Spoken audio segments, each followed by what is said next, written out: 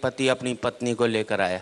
इसलिए नहीं लाया कि उसे प्यार करता है, इसलिए लाया कि खुद तो अपनी लुगाई को कुछ कह नहीं पाता, मुझसे कहलवाना चाहता है। भाई मर्द के बच्चों तो खुद बोलो अपनी लुगाई को, वहाँ सबकी टैं बोल जाएगी। कई बार तो मुझे ऐसे लगता है जैसे इस देश के पतियों ने मुझे सुपारी दी हुई हो कि हम तो कुछ नहीं कहेंगे, तू कह दियो हमारी तरफ से। या देखा जाए तो इस देश के पतियों का मैं अम्बेडकर हूँ। ये बेचारा शोषित समाज जो आज तक ऊपर नहीं उठ सका, इसको मेरे जैसे ही संतों की आवश्यकता है। तो इस देश के पतियों को एक संत मिला है, इसके लिए उसका स्वागत कर सकते हैं बोलो। पत्नी नहीं देखे बस इस हिसाब से ताली बजाओ। और वैसे भी देखा जाए तो आजकल मार्केट में बहुत संत घूम रहे हैं, और दूसरे शब्द में कहूँ तो मार्केट वाले संत घूम रहे हैं। जिस संत के पास जाओ एक ही बात कहेगा, माया त्याग दो। बोले क्या करें? बोले मुझे दे दो। हर एक चाहता है वो तो करोड़पति बन जाए और आप बाबा जी बन जाओ। लेकिन मैं इतना ही कहना चाहता हूँ, अभी मैं अमेरिका गया, मैंने वहाँ देखा पति पत्नी बहुत प्यार करते हैं। सड़क पर चलते चलते प्यार कर लेंगे, ट्रेन में बैठे बैठे प्यार कर लेंगे।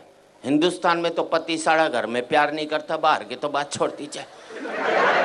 इतना प्यार करते हैं अमेरिका में पति पत्नी की, उनका प्यार का कोटा 2 साल में पूरा हो लेता है, फिर वो तलाक ले लेते हैं। हिंदुस्तानी पति पत्नी सुबह प्यार करेंगे, शाम को माथा फोड़ लेंगे, तो जिंदगी भर प्यार का कोटा पूरा ही नहीं हो पाता। इसलिए हमारे यहाँ कहते हैं 7 जन्मों तक साथ निभाएंगे, क्योंकि हम एक जन्म में प्यार का कोटा पूरा नहीं कर सकते।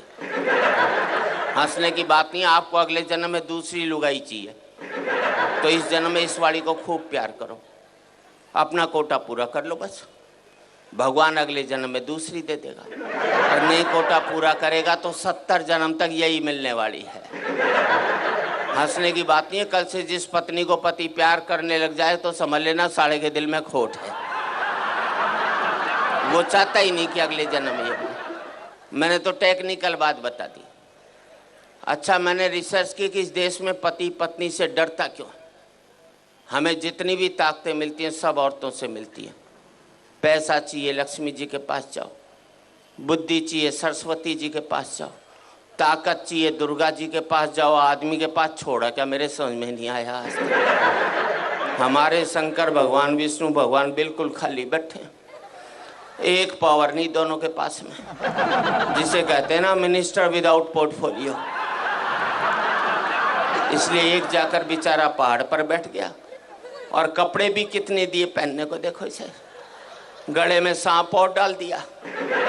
थोड़ी कसर बची थी तो जटा से गंगा और निकलवा दी ठंड के अंदर। पीने को मांगा तो विष पिला दिया। ऐसे में आदमी तांडव नहीं करेगा तो क्या बांसुरी बजाएगा भाई? सीधी सी दूसरे को शेषनाग पर लिटा दिया, वो भी समुंदर में दूर दूर तक पीने का पानी भी नसीब नहीं हो सकता। अच्छा, दोनों बेचारे आपस में रोना भी नहीं रो सकते कि एक पहाड़ पर बैठा है एक सागर में लेटा है, वरना दुखी पति आपस में बात करके मन हल्का कर लेते। एक हमारी जान को आ गया करवा चौथ का व्रत, पता नहीं लुगाई कब तोड़ दे। इधर व्रत टूटा उधर पति साफ, क्योंकि पति की जिंदगी के लिए रखा जाता है। इस देश में 100 व्रत ऐसे हैं कि पत्नी नहीं रखे तो पति की सेहत खराब हो सकती। एक व्रतशाला ऐसा नहीं बनाया जो पति नहीं रखे तो लुगाई के जुकाम भी हो जाए। तो हम तो बल्ला भी नहीं निकाल सकते। अभी करवा चौथ को घराड़ी बोली सोने का सेट दिला, मैंने कहा मैं तो नहीं दिलाता। बोले व्रत तोड़ू के? अंदर से रोटी ले आई, बोले ला रहा है कि अभी खाऊं? मैंने प्राण जाएंगे, ले आया। विदेशों में करवा चौथ के व्रत होते नहीं, इसलिए वहाँ तलाक हो जाते। अभी मैंने ब्याह की 25वीं वर्षगांठ मनाई, अमेरिका में होता तो 25वीं लुगाई की मना रहा होता, करवा चौथ नहीं होता ना वहाँ। हमारे यहाँ पति पत्नी तो रेल की पटरी की तरह, मिलो मत साथ जरूर चलना पड़ेगा। अलग इसलिए नहीं हो सकते कि बच्चे स्लीपर बनकर दोनों को जकड़े हुए हैं, ना इसको इधर जाने देते हैं ना उसको उधर जाने देते। अच्छा, इस देश में हर एक पत्नी पति को एक धमकी जरूर देती है। मैं तो बच्चों की वजह से टिकी हुई हूँ, वरना कब की निकल जाती। अब मैंने अपनी लुगाई से कहा, मैंने देख सारे बच्चे ब्याह लिए, अब तो निकल ले। बोले ना जरा पोते का ब्याह और देख लो, उसने कभी नहीं निकलना।